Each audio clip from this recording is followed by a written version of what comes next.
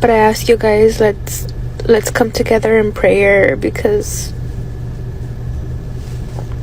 what else can we do?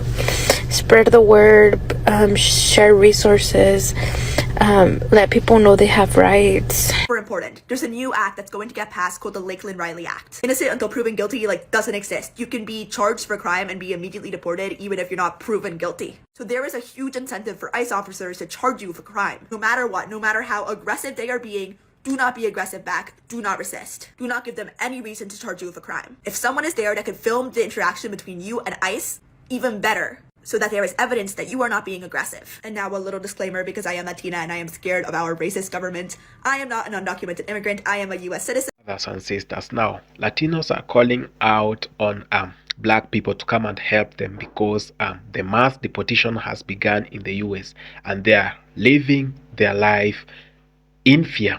Now they are calling out for a coalition building between black people and Latinos to solve this mess. Now, so let's watch out how things are unfolding nicely in these videos, then have a quick discussion at the end of it. Thank you so much. Today, so if you're an immigrant, please know that you have the right, and share this to everyone you know, so everyone's aware. You have the right to remain silent. If ICE knocks on your door, you don't have to answer it.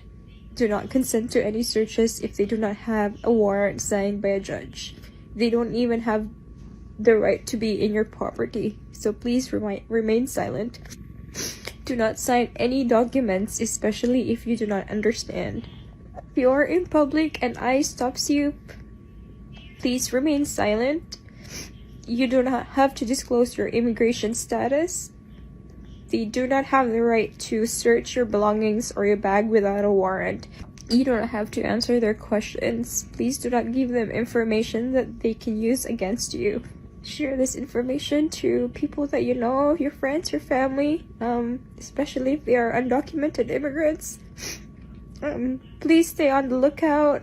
Look up for each other. If you spot ICE in your area, share to keep your community informed. And to my fellow immigrants, I know this is a scary time, that there are community and resources that can help you. Know your rights, and please stay strong. My immigrant mother just called me on the phone, innocently asking me if she should start carrying her passport in case they start doing mass to prove that she's a citizen. That's so sad. Hey guys, ICE raids start on Tuesday, so La Migra. La Migra. You see ICE, you shout that at the top of your lungs. Got it? And Newark, New Jersey's mayor, Ross Baraka, is completely disgusted by the actions of ICE today, and he is calling it out. He said that the U.S. veteran was ridiculed and the legitimacy of his military documentation was questioned. He is also calling out the fact that ICE had no warrants in conducting any of the arrests, and they just showed up to this venue and started indiscriminately arresting anyone who they believed looked like an immigrant. It's also being loud at the fact that these actions are a violation of the Fourth Amendment. This is exactly the response that we should be expecting from our politicians. Baraka is not going to let this slide, and he is standing up for his residents. This was never about going after undocumented immigrants. ICE will arrest anyone who they deem looks like an immigrant. It doesn't matter if you're a U.S. citizen or resident. If you look like an immigrant, they'll arrest you. And that's exactly what we've been trying to warn people about. They are not just coming for undocumented people. They are coming for everyone. Deported back to their countries. I would like to share my story as an immigrant. I was born in Mexico City and now live in Mexico City. But when I was 4 years old, my dad was offered a job to live in Boston, Massachusetts. Well, in Framingham, Massachusetts. And my parents took it. They decided it was a great opportunity to live abroad, and so we moved as a family when I was 4. We lived there for 7 years, and they were a great 7 years. I had an amazing childhood. It was early 2000s. I was, living in New England. In Massachusetts, it's a beautiful state. It was very liberal. It was super diverse. I grew up knowing people from all over the world, and it really felt like this vibrant American spirit of, if you want to come here and dream and make your dream come true, you can, you know? And so I really appreciated the US a lot. I would say the Pledge of Allegiance proudly, and I was also extremely proud of being Mexican. Like, for me, it was an honor to be a Mexican immigrant. We lived 7 years in Framingham, and then my dad was offered a better job in North Carolina, and so we moved to North Carolina. Now, that story is it has its own story. It was very complicated, and definitely it was a huge culture shock. It was very different to New England, completely different. It was not actually the South. And so, well, we lived for a year, and honestly, I will tell you that I hated living in North Carolina, and I wished to not live there any longer. And it's funny because that year my parents decided to change their plan. We would come to Mexico every 2 years and do all of the legal immigration paperwork in Mexico City, because we would first come here. But that year my parents decided to go through Arizona from the north to the south.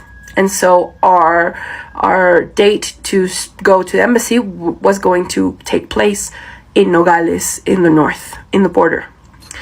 And I don't know if it was because it was the border. I don't know if it was just bad luck. I don't know if it's because of that Obama had just entered presidency. I have no idea.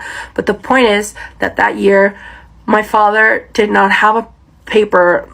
They told him that his visa had expired. He was not gonna be able to renew it.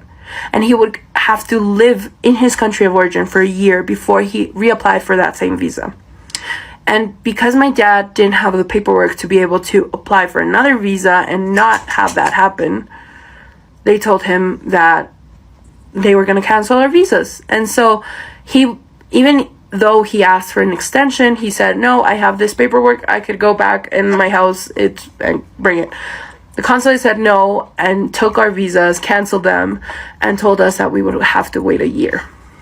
Of course, my father's boss was alarmed when he heard the news, and he tried everything to plea to the government that they grant him an exception. They grant my father an exception, and they didn't. He went to higher courts, they didn't accept, and we after a few months of living here, my parents understood that we were not going to go back.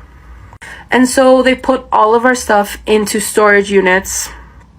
They asked our neighbors to do that because we were renting a house in North Carolina. And we were first living with my mom's friend, and then eventually my parents said we have to rent our own place, and we rented a place in a tiny apartment here in Mexico City. The problem was that my dad was not being hired here. They said he was overqualified. And honestly, I think it's due to a lot of nepotism in companies, and that people don't actually want to be competitive. And so they weren't hiring him because they were like, no, you're going to take my job. And so my dad was being paid meager wages in contrast to what he was being paid in the US.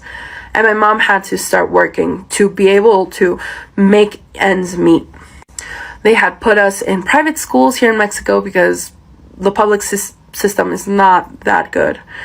And that economic struggle made them not be able to pay a few months the storage unit.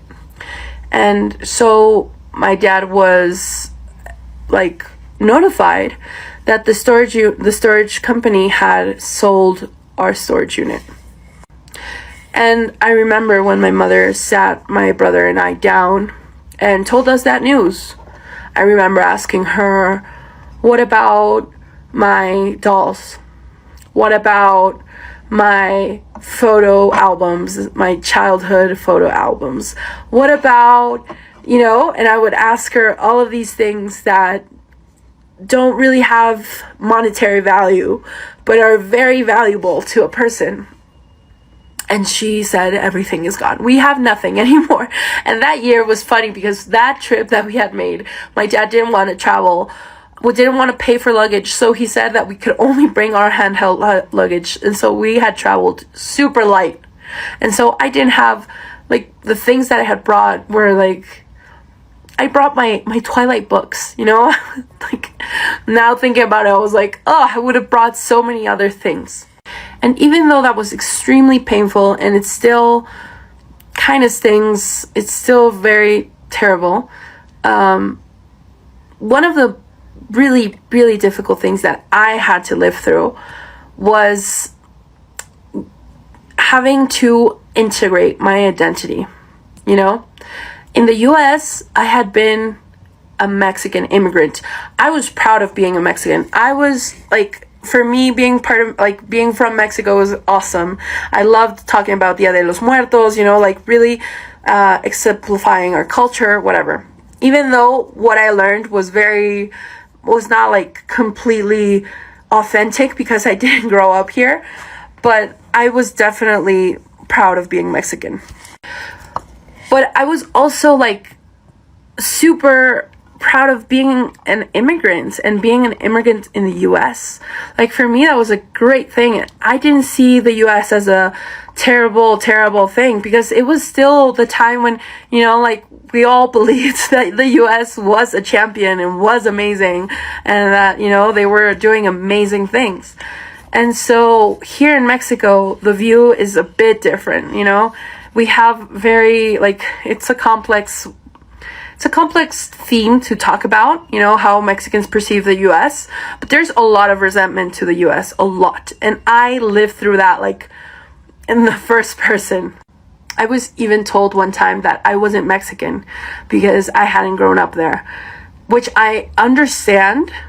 I understand why that classmate had told me that, but also it was extremely painful to be told that when I was like, bro, I don't even have a green card. Like if I'm not Mexican, then what the fuck am I, you know?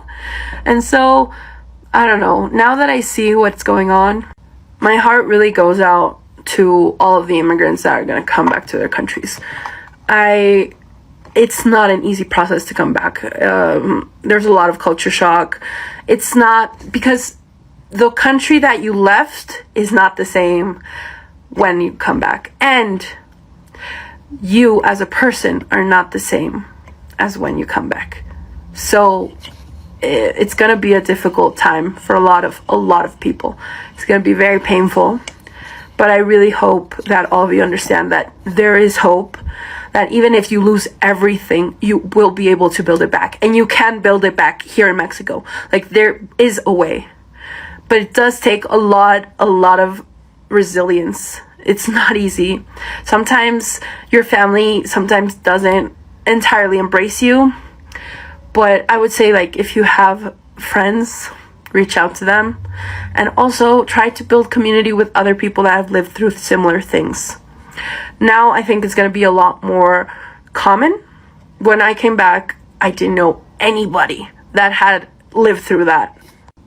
But I will say that all of those Mexicans that will be coming back are definitely Mexican and do talk about one identity of our culture and our country.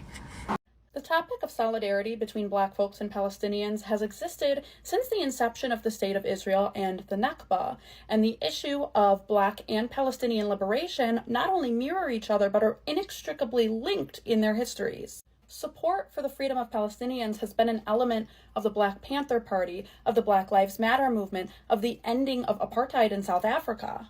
Nelson Mandela, after his release from prison in 1990, embraced Yasser Arafat. In 1997, he said, "We know our freedom is incomplete without the freedom of Palestinians." In the 1950s, Malcolm X was one of the first Black Americans to show support for the Palestinian cause and said Black Americans would show complete sympathy with the Arab cause. Several months before his assassination, he visited the Gaza Strip and was completely critical of Israel. The Black Panther Party considered Black Americans to be internally colonized and stated that Black Americans and Palestinians were essentially treated as third world peoples who were oppressed by colonialism and imperialism together. In more recent history, in 2014, in the Ferguson Uprising, Palestinians online showed support, expressed solidarity, and offered advice to protesters in Ferguson. And there were chants that gained prominence at this time. From Ferguson to Palestine, occupation is a crime. These liberation movements have been linked for decades. And this is one of the first times that we're seeing such a divide where we're being told that our values don't align with one another, and that is not the case. Both of these groups are aware that we're in a lose-lose situation with this current election. On one hand, we have Trump, who we are very aware is not good for Palestinians or for Black Americans. And on the other hand, we have Kamala Harris, who has also proven that she is not good for Palestinians or Black Americans. And we're sitting here so incredibly divided over what the right answer is when there's no clear answer for anybody. It doesn't turn out good for anybody. I mean, I have seen so much division on this app in the last couple of days. I think we need to sit down and have more open and honest conversations about how this election cycle impacts different minority communities. What they are afraid of is our unity. And we talk so much about harm reduction. I think the most harm reductive thing we could do is put our collective voices together and use them to pressure her campaign to actually vote in the interests of the American people, to adopt policies that we want to see on our ballots, rather than just blindly following her platform as it is currently. We can say we intend to vote for Kamala Harris, but demand that she do better for Palestinians and for Black Americans. Breaking news. Donald Trump and Secretary of State Marco Rubio get slapped in the face by Egypt. Egypt Foreign Minister Badr Abdulati tells Marco Rubio, Secretary of State visiting Egypt, that they cannot accept Donald Trump's peace plan for the Palestinian Gaza-Israeli problem, that they cannot accept removing the 1.8 million Palestinians that live in Gaza to some other location. This is their home. Likewise, it looks like Jordan is also not going to go along with this. So what does Trump do? And Egypt and Jordan are somewhat friends to the United States. Donald Trump immediately goes that if they can't accept my plans, then I'll cut off all aid to them. Now, I'm confident that Saudi Arabia and some other countries that are wealthier will step in to assist, but this is what Donald Trump does. And for all of my Arab Americans that you voted for Donald Trump because you thought he was going to take care of the Palestinians in Gaza over Israel, you see what he's doing, right? All of you in Michigan that helped flip Michigan from Kamala to him, this is what you get. You FAFO. Yep, you F around, you find out, baby. So this is what we do to our friends, and this is how Trump is making the United States one of the most unpopular countries in the world, let alone with Canada, Mexico, Panama. I could go down the long list. Love to hear from my Democrats, my MAGAs, my crazies, my cuckoos, burned out light bulbs. Marco Rubio, you are failing, and likewise, Donald Trump, you're failing on your policy. Not working. I live in Denmark. We share a border with Germany. Now, if someone illegally crossed the border from Germany to Denmark, and if the Danish police catches you at the border, or a day, a week, 2 years later in the country, they will deport you. Every country does that. I don't even understand what the fuck is controversial. Honestly, guys, at this point, it's more than blue or red, black and white, whatever the fuck. We live in such a cruel world today that our children are no longer safe in schools. People are no longer safe in hospitals. People have the biggest fear to leave their house, to go to work, and also living in the fear that they don't know how they're going to provide for their family. And it's even more so sad that so many Latinos, so much of our raza is pro this Chiro guy. I don't even want to say his name. did a raid in New Jersey today, and it proved that this was never about undocumented immigrants. This was never about criminals or safety. This was about imprisoning anyone who they deemed to be an immigrant. ICE went to Newark, New Jersey today. They went to some random business venue and just started arresting people. They arrested anyone who they thought was undocumented. And within all the people that they arrested were U.S. citizens and a U.S. military veteran. You know, you're put in this situation. Hopefully, I'm praying to God that you are not, because it is very scary, and I'm very sorry for those people who have been having to be put into that situation recently. If you were to ever be put in this situation, just stay calm. That is the best thing you can do. Keep your hands where the police can see them. Do not provide them with any false documents, anything false. They will hold that against you. Remember that anything you say or do will be held against you at your, so do not risk anything. Do not threaten the officer. Just remain calm and just chill out. Do not lie about your status. Do not provide false documents. Do not even say anything about your status. You have the right to not answer any questions. You do have the right to not say anything. You do not have to speak. You do not have to tell them anything. You do not have to answer their questions. All you have to do is stay quiet. There's nobody allowed to search you. Nobody allowed to take possession of any of your belongings. Nobody's able to enter your house without a warrant. Make sure you see that paper. Make sure that they provide you with the paper if they want to have access to your premises. If you are over the age of 18, make sure that you are carrying your papers with you at all times. And if you do not have them, you tell the officer that you do not have them at the moment, or you don't even have to tell them anything at all. You can just stay quiet and let them know that you do not want to say anything until your lawyer is present. So remember what I said. You have the right to remain silent. They do not have a right to search you. They do not have a right to ask you where you are from.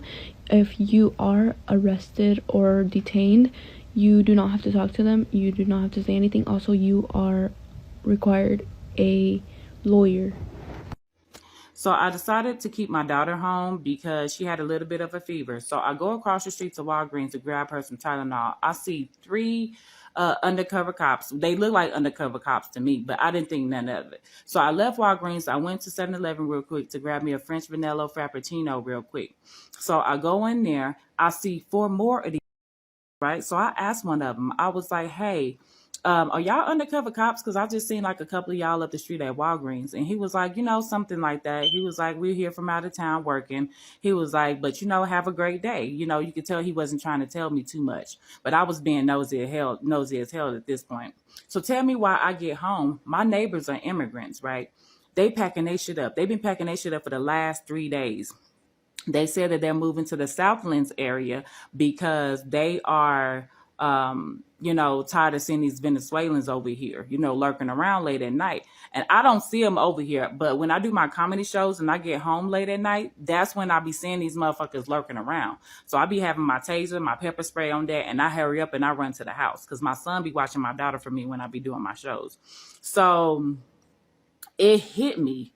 It hit me when I went to take out the trash and I seen them damn Venezuelans packing their shit up and leaving. It hit me like ICE. Now, Latinos are calling out each other for voting Donald Trump. Now, they are calling on black people to come and help them solve their own problems. I've said this again and again, and I continue saying that Latinos' problems are Latinos' problems. Because when black people were facing police brutality, when they were striking for to get justice, no one was there to help them. The Latinos never joined black people in their struggles, and they have never done that. So what makes them think that this is the time black people will show up for them and start uh, supporting their movements on boycotting things and calling out Donald Trump to stop deporting them? Now, these people, our brothers, Latino brothers, voted Donald Trump because they saw it like they are close to whiteness, and they're now calling out brothers and sisters to help them. Now, If at all Latinos were very true to themselves, they could first apologize for having never supported black people in their struggles, because we've seen the struggles black people have been going through, and no one, absolutely no one, has ever come through to help them. When they strike, when they uh, when they have some important things to air out, no one has ever come to help them do this. So it is time. They say, do me, I do you. So if they have not been there for black people, what makes them think that black people should be there for them? So this is whatever I've been talking. If the unity amongst ourselves is not working, nothing is going to work, because Latinos will stand as Latinos, black folks will stand as black folks, and everyone on his own, and God for us all. And this narrative is whatever is going to dismantle you so badly. So I was seeing reasons that why Latinos first voted Trump, because of the policies. They thought that these policies are going fast to affect black people. Now they are in for a shocker, because this is even affecting them more than it is affecting black people. That we are seeing them crying out and saying, oh my goodness, we didn't know this. But they went and voted Donald Trump. It's not a bad thing. It is a democratic right to choose the candidate that you want to vote. But it is not a democratic right for people to help you on whoever you chose. By the way, you elected, I mean, if the historic policies of Donald Trump are not working, then there is no need to cry to black people, because the black people are not there to help you choose your leader. Everyone must actually test their own actions. If you do something, you are there to suffer the consequences. Have a taste of your own actions. And if at all things are not working out, you can rectify next time. But at this moment, they went ahead and voted Donald Trump because of the rhetoric policies that are keep on changing. Donald Trump said this, and he's making the United States great again. And by one way, is deporting Latinos back to where they belong and deporting other immigrants. Cubans are crying out, Venezuelans are crying out, so many other groups of people crying out. I think this is the best time the Latinos, the Venezuelans, and others can join hands and speak as one voice. Leave black people alone, because they are fighting their wars alone. And I was seeing some people coming out and crying and saying, you know what? This is the time black people must show up for Latinos. This is the time black people must show up for Cubans and Venezuelans and Mexicans. The problem still remains. Did they show up for black people? Or will they ever show up for black people? I know it is a very sad situation, and people are being deported badly, even those who have lived in that country for years. I saw a father being deported and being alienated from the family, and the children were left. So the father was being deported after being in the US for around 30 years. And you ask yourselves, how are these people voting? How did they know the details of where they came from? Because if they don't have IDs, if they don't had some legal documents, you ask yourself so many questions. Or is this part of making the US population, reducing the US population? So many things and so many questions can be asked. I think these questions could have been asked before going to vote for Donald Trump for the Latinos, rather than asking yourself these questions after having voted Donald Trump. Donald Trump is only doing whatever he promised you. He promised mass deportation. He's doing it. So this is whatever you voted for. So you must receive that. I think Donald Trump is being more sincere and honest to the promises he gave to the US people. That is doing everything exactly as he said. So I think in his policies, you people could have taken time to go through 1, 2, 3 pages to understand whatever Donald Trump was talking about before going to vote and then crying out barely 1 month before after his inauguration. And there is a political fallout between the Latinos and uh, the Republicans. The Latinos were Republicans, and we had the 61% Latinos for Trump. We had the 70% Latinos for Trump. We had Latino women for Trump, MAGA women, and all those stuff. And I feel like, okay, they worked, and Donald Trump is the president. So in a way, Donald Trump was voted largely because of the border policies and the immigration crisis that was happening in the US. So if at all anyone went to vote for Trump, he should have known that majority of the people were supporting Trump because of the immigration crisis, when he was talking about illegal immigrants and how he's going to seal the borders. And this is why majority of the Americans went to vote for him, because they felt like Joe Biden and Kamala Harris had messed up, and there is need to rectify. And others came to vote for Trump because of the rising cost of living in the US, that they wanted the inflation happening in the US solved, because they believed Kamala Harris and Joe Biden caused the inflation. So if at all they are still in power, why did they solve that problem? Why is Kamala coming to ask for votes when she hasn't solved the problem? So this is why most people ran for Donald Trump, prefer Donald Trump. And these are the policies that are affecting Latinos right now, because they likely voted because of the inflation thing and the other thing. They never thought of the immigration thing and the border crisis thing. So I think they are trying to do coalition building with black people, so that next time they have a common candidate, next time they speak with the common policies and all this stuff. But I think it is too late. You don't make a mistake, then in the middle of the mistake you want help or to do a coalition building. You solve the mess you are in, then when you are out, when you have taken your lessons, then you call for a coalition building, a political coalition building. This is not the time, and I think this is whatever most black people are saying in these videos, that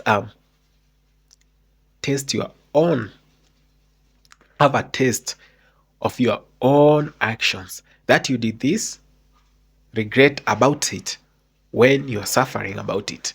So I don't have so much to say, and everything said here should not be taken seriously, because these are my own views, and they are not the views of this channel.